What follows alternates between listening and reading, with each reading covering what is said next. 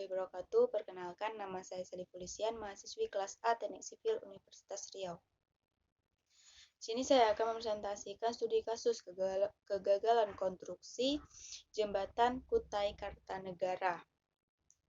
Nah, kita langsung saja. Pendahuluan, jembatan Kutai Kartanegara merupakan suatu jembatan yang mempunyai lintasan tepat berada di Sungai Mahakam, serta merupakan jembatan gantung yang masuk ke dalam kategori jembatan gantung terpanjang di Indonesia. Jembatan Kutai Kartanegara ini memiliki panjang yang mencapai 710 meter secara keseluruhan, dan 270 meter merupakan area jembatan yang menggantung tanpa adanya penyangga atau biasa disebut bentang bebas. Jembatan ini dibuat dengan tujuan untuk menghubungkan antara Kota Tenggarong dengan Kota Tenggarong Seberang. Nah, dan Jembatan Kutai Kartanegara ini atau dikenal dengan Jembatan Mahakam II merupakan proyek pembangunan jembatan yang kedua di Kalimantan Timur setelah Jembatan Mahakam I yang berada di Samarinda. Jembatan Kutai Kartanegara atau sering disebut Jembatan Kukar ini memiliki keunikan, yaitu desainnya hampir sama dengan Golden Gate di San Francisco, Amerika. Lalu Jembatan Kutai atau Jembatan Kukar ini berlokasi pada kategori zona aman dalam zona gempa Indonesia.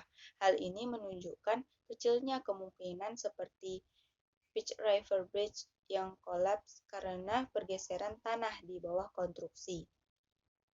Dan Jembatan Kukar ini mulai dibangun pada tahun 1995 dan selesai pada tahun 2001 dengan kontraktor PT Hutama Karya yang menangani proyek pembangunan jembatan tersebut.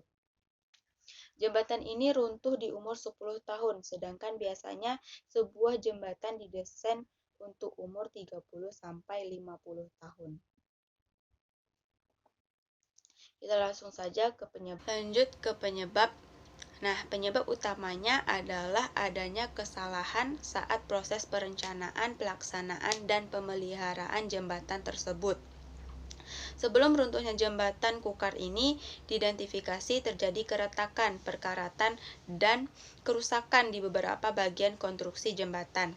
Sehingga runtuhnya jembatan gantung terpanjang di Indonesia ini merupakan kumulatif dari beberapa faktor yang terjadi.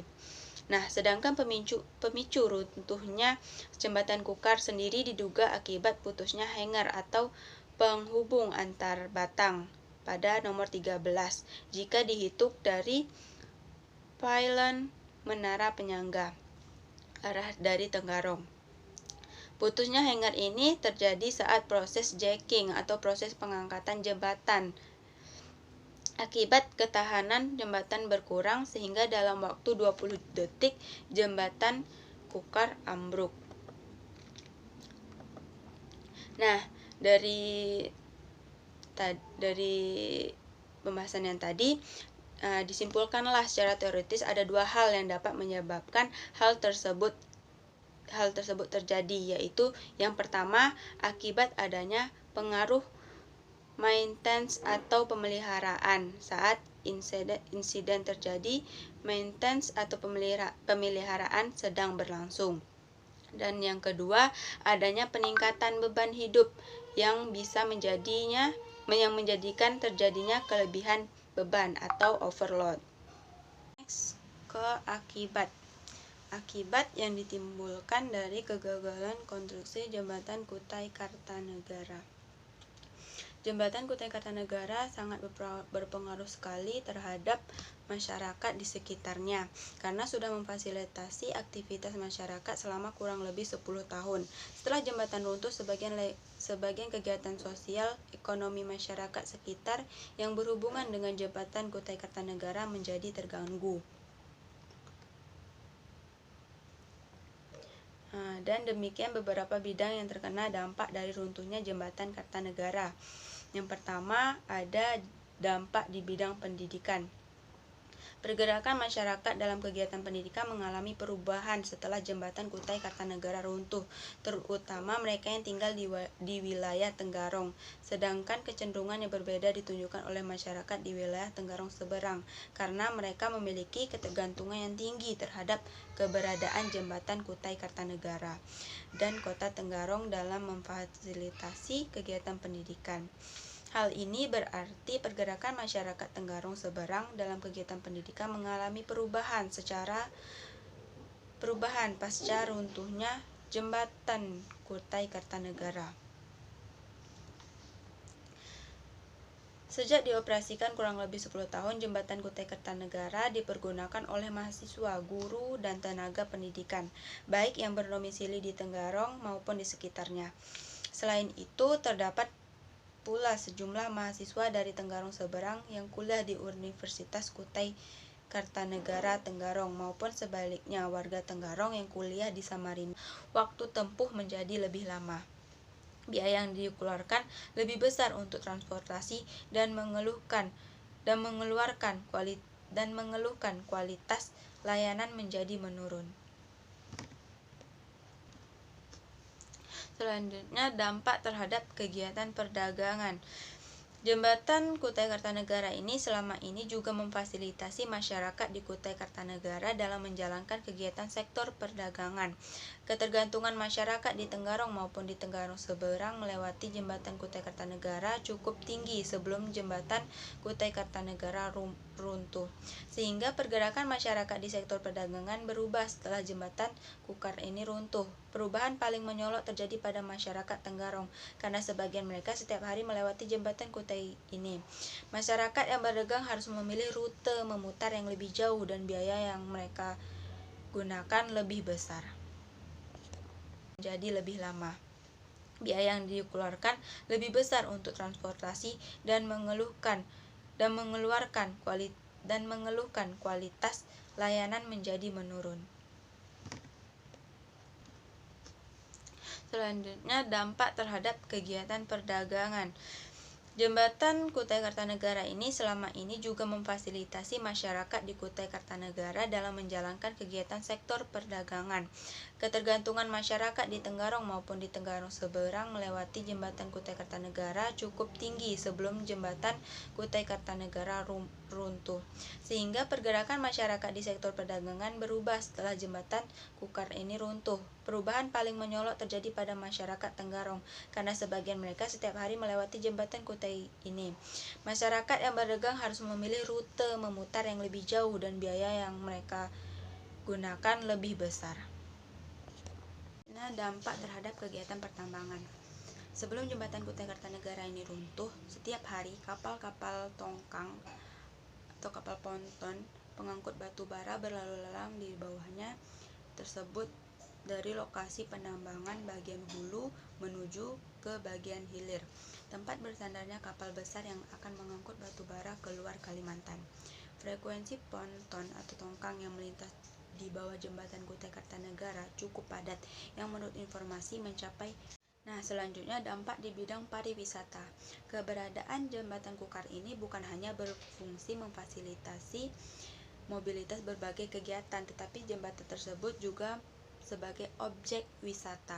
Bahkan jembatan yang disebut sebagai Golden 25 Gate Kalimantan Timur tersebut dalam 10 tahun terakhir ini dinyatakan sebagai ikon Kabupaten Kutai Kartanegara. Pada saat weekend atau hari-hari libur, banyak wisatawan dari luar kota Tenggarong berkunjung menikmati keindahan jembatan tersebut. Di sekitar jembatan telah dalam beberapa tahun berakhir ini dibangun ruang terbuka yang lazim dipergunakan untuk pentas seni. Kemudian tidak jauh dari jembatan ini terdapat objek wisata Pulau Kemala yang juga dikunjungi oleh wisatawan dari luar Tenggarong. Kunjungan wisatawan ke Tenggarong telah menghidupkan perdagangan makanan, minuman, buah-buahan, souvenir yang menjual dagangannya di tepi Sungai Mahakam. Nah, dari kasus kegagalan konstruksi ini, kita dapat mengambil solusi nih untuk jembatan yang harus kita jaga selanjutnya. Nah, Nah, solusinya adalah yang pertama, untuk menyeimbangkan volume kendaraan sebaiknya pada saat perawatan jembatan. Volume kendaraan dibatasi dari titik awal jembatan dan menutup semua jalur yang sedang dilakukan perawatan, mulai dari tepi awal jembatan sampai tepi akhir jembatan. Hal ini memungkinkan kendaraan melintasi satu jalur yang terdiri dari dua jalur yang belum dilakukan perawatan. Guna jalur kiri sebagai pengganti jalur kiri dan jalur kanan pengganti jalur kanan. Dengan hal ini, keseimbangan beban kendaraan akan tercapai. Yang kedua, sebaiknya diadakan pembatasan volume kendaraan, terutama pada saat diadakan perawatan. Pada saat perawatan, maka ada penutupan jalur yang mengakibatkan kemacetan pada kendaraan. Nah, kemacetan inilah yang mengakibatkan jembatan tidak bisa menahan beban dari kendaraan-kendaraan tersebut. Yang ketiga, dalam perawatan jembatan perlu juga memperhatikan kondisi kabel, baut, dan pondasi tiang penyangganya. Artinya, perawatan tidak hanya pada jalan atau kondisi baloknya saja, tetapi juga memperhatikan kondisi yang mendasar dari jembatannya.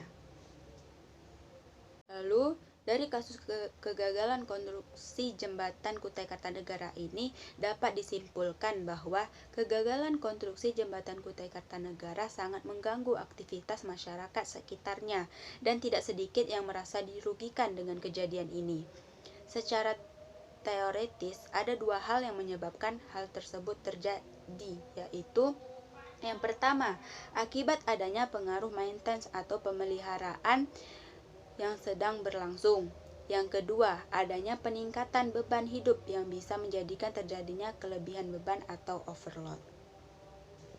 Sekian presentasi dari saya, semoga bermanfaat dan dapat dipahami. Akhir kata, wabillahi taufiq wal hidayah. Wassalamualaikum warahmatullahi wabarakatuh.